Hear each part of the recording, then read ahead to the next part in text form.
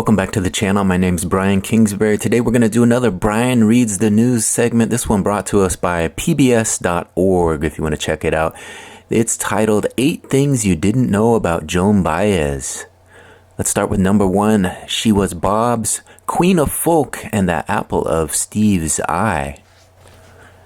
Joan Baez was already a global star when she met Bob Dylan in 1961, and she played a big role in helping him launch his career. Later, she dated Steve Jobs, who appeared to be a huge fan of Bob Dylan. She was 41 and Jobs was 27. Fact number 2, she was a teen star in the folk music world. Joan was only 18 when she first performed at Newport Folk Festival. A year later, she recorded her first solo LP for Vanguard Records, the beginning of a prolific 14-album, 12-year association with the label. Her earliest records, with their mix of traditional ballads, blues, lullabies, Carter Family, Weavers, and Woodry Guthridge songs, cowboy tunes, ethnic folk staples, and American and non-American vintage, and much more, won strong followings in the U.S. and abroad. Among the songs she introduced on her earliest albums that would find their ways into the repertoire of 60s rock stalwarts were House of the Rising Sun by the Animals, John Riley by the Byrds, Babe, I'm Gonna Leave You by Led Zeppelin, What Have You Done to the Rain by the Searchers, Jacaro by Grateful Dead, and Long Black Veil by The Band, to name a few. Geordie, a house carpenter, and Matty Grove inspired a multitude of British acts who traced their origins to Fairport Convention, Pentacle, and Steely Eye Span. Fact number 3, she was only 22 when she led the crowd at the March on Washington with We Shall Overcome. Joan Baez sang about freedom and civil rights everywhere, from the backs of flatbed trucks in Mississippi to the steps of the Lincoln Memorial at Reverend Dr. Martin Luther King's March on Washington in 1963. Fact number 4, Reverend Dr. Martin Luther King Jr. visited her in prison. A 2002 Democracy Now! Interview with Joan Baez revealed that Dr. King visited Baez, who was in prison for blocking the entrance to the Armed Forces Induction Center in Oakland at Santa Rita Prison. He spent an hour with the singer and gave an impromptu speech later to a group of demonstrators outside the prison. Fact number 5, on top of being the queen of folk music, she was and remains a very serious activist. Joan Baez left her footprint on many major civil rights movements in the 60s. In 1964, she withheld 60% of her income tax from the IRS to protest military spending and participated in the birth of the free speech movement at University of California, Berkeley.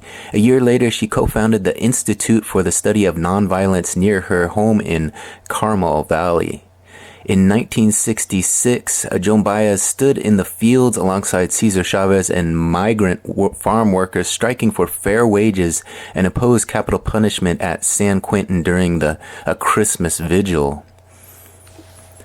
In 1968, she recorded an album of country standards for her then-husband, David Harris. He was later taken into custody by federal marshals in July of 1969 and imprisoned for 20 months for refusing induction and organizing draft resistance against the Vietnam War.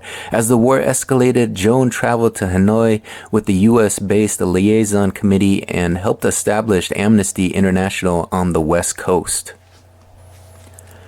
Fact number 6, she is perfectly bilingual and even produced an album in Spanish. Joan dedicated her first album sung entirely in Spanish to those suffering in Chile under the rule of Augusto Pinchot, a record that inspired Linda Ronstadt later in the 80s to begin recording the Spanish songs of her heritage.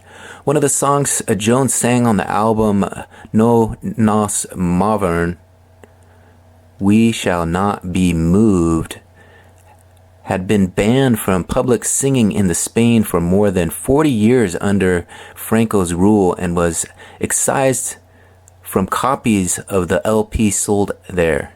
Joan became the first major artist to sing the song publicly when she performed it on a controversial television appearance in Madrid in 1977, 3 years after the dictator's death. Fact number 7, she was also prominent in the struggle for LGBTQ rights. In 1978, she appeared at rallies on behalf of the nuclear freeze movement and performed at benefit concerts to defeat California's Proposition 6, the Briggs Initiative, legislation that would have banned openly gay teachers from public schools. She also participated in the Memorial March for assassinated San Francisco City Supervisor Harvey Milk, who was openly gay. And finally, at number 8, Joan Baez has many awards under her belt. She has 8 gold albums. Number 1, Joan Baez. Number 2, Joan Baez Volume 2. Number 3, Joan Baez in Concert. Number 4, Blessed Are.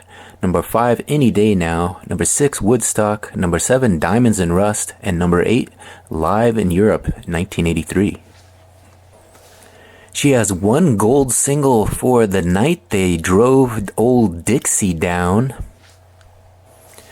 And she has 1 Lifetime Achievement Grammy that was presented to her in 2007.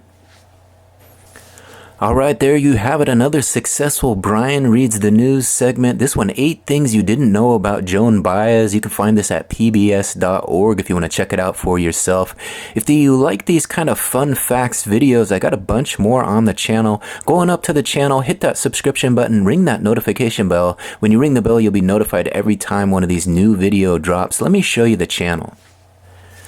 Here's a look at my channel, real easy to find, simply my name, Brian Kingsbury. We're currently sitting at 1.17 thousand subscribers with 4.8 thousand videos, so there's plenty for you to go up there and watch. Go on up there, ring that notification bell, hit that subscription button, and do me a big favor, give this one a big thumbs up. Hit that big thumbs up like button on your way out. That will help get this video in front of a few more eyes, get me a little closer to monetization. Currently sitting at about 3,000 hours. I need another 1,000 hours of watch time, so I thank you for watching this one to the very end, helping me get a little closer to that goal. Again, I'm Brian Kingsbury. Thanks again for watching this one. We'll catch you on the next one. Bye. Hey, before you go, here's a look at the last 12 videos that have gone up to my channel. If you like music, there's one about Bob Dylan, one about Frank Sinatra, and a couple more about Michael Jackson. Go on up there and check one out. Thanks for watching. Bye.